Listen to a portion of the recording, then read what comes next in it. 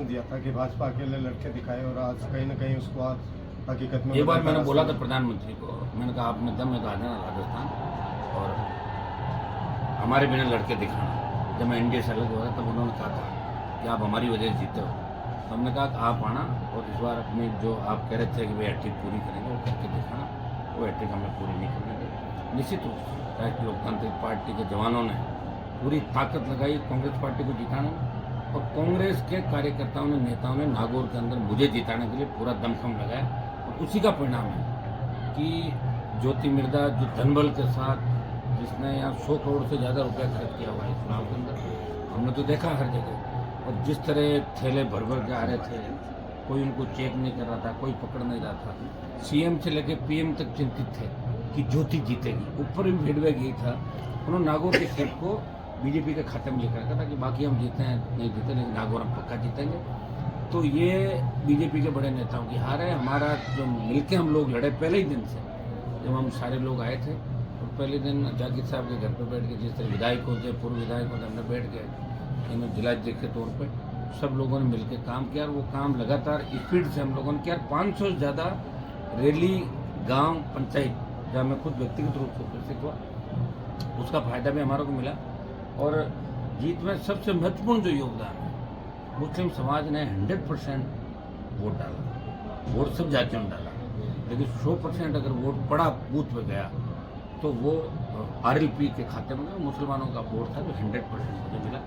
दलित, जाट, तमाम जो ओबीसी की जातियाँ, सर्व समाज ने वोट डाला, लेकिन 100% अगर वोट दिया तो मुसलमानों ने 100% वोट राष्ट्रीय लोकतांत्रिक पार्टी को। मैं सारे समाजों को आश्वस्त करना चाहता हूँ कि मैं सबके लिए लड़ूंगा, प्रयास करूंगा और सबके विकास की हम बात करेंगे, चाहे दलित हो, मुस्लिम हो, किसान हो, जवान हो, सर्व समाज। जिन्होंने कईयों ने सहानुभूति रखी, वोट नहीं दिया तो आशीर्वाद दिया, कईयों ने पोलिंग ज़्यादा नहीं की, वो मेरे लिए तो फायदा हुआ।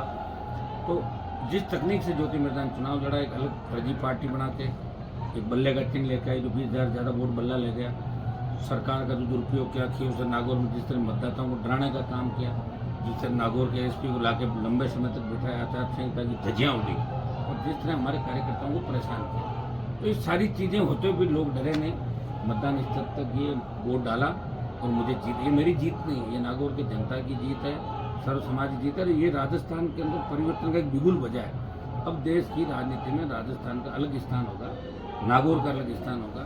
और हमने 5 साल में प्रयास किया, किसानों के लिए सत्ता छोड़ी, अग्निवीर के मामले में जवानों के लिए एकमात्र व्यक्ति था जो लड़ाई लड़ रहा था, चाहे पहलवान बेटियों का मामला हो, हमेशा सामंती ताकतों से भी लड़ता हुआ रहा।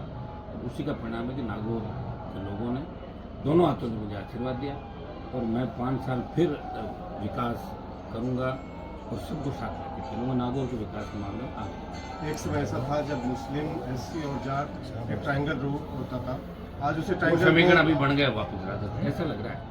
वो समीकरण राजस्थान के अंदर बन गया, और ये समीकरण अगर बन गया तो मेरे हिसाब से भारतीय जनता पार्टी कहीं भी नहीं टिकेगी।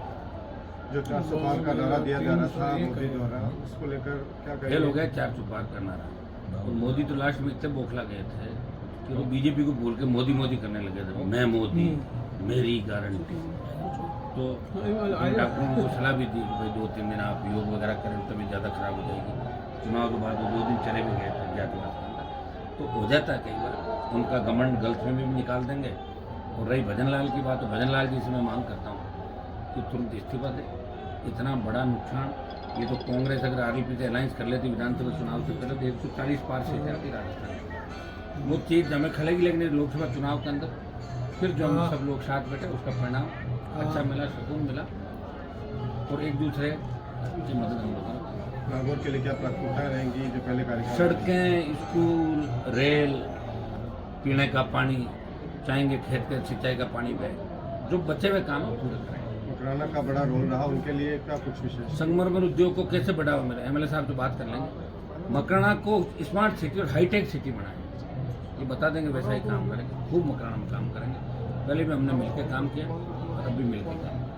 स्टेट गवर्नमेंट से हमारी नहीं, लेकिन हम स्टेट गवर्नमेंट से भी काम कराएंगे, सड़कों पर लड़ेंगे। तो दिल्ली में भी संघर्ष करेंगे, दिल्ली का खूब पैसा लाएंगे, स्टेट गवर्नमेंट का पैसा। आखिरी बात, बुआ जी के लिए आपने पहले दिन से मायरे की बात कही थी, तो क्या आखिरी मायरा है? 4थी बार उभर गया। 14 में जब मैं लड़ा तब आ रही थी, 19 में हराया, अभी हरिंदर मृदान हराए विधानसभा का चुनाव, चौथा चुनाव हार गई, पांचवा फिर आएगी तो फिर हराने के लिए लोग तैयार। लोग ऐसा कहते हैं कि आएगी तो आ जाए, तैयार बैठी जनता। चर्चा कर रहे हैं। तो भतीजों ने बुआ जी के लिए खूब आपका साथ दिया। हाँ, खूब साथ दिया, खूब साथ दिया, खूब साथ देंगे। और इसका भी घमंड अभिमान जो था, जिस तरह लोगों कह रहे थे मैं मुख्यमंत्री बनूंगी विधानसभा चुनाव के अंदर, अभी कहते मैं केंद्र में मंत्री बनूंगी, खूब बहकाया, खूब बरगलाया लोगों को, इस बात का भी वोट दिया। सबसे बड़ा वोट इसने कम से कम धनबल और बाहुबल और आपका ये कह सकते हो सत्ता का दुरुपयोग, इसका चमके दुरुपयोग ना हो।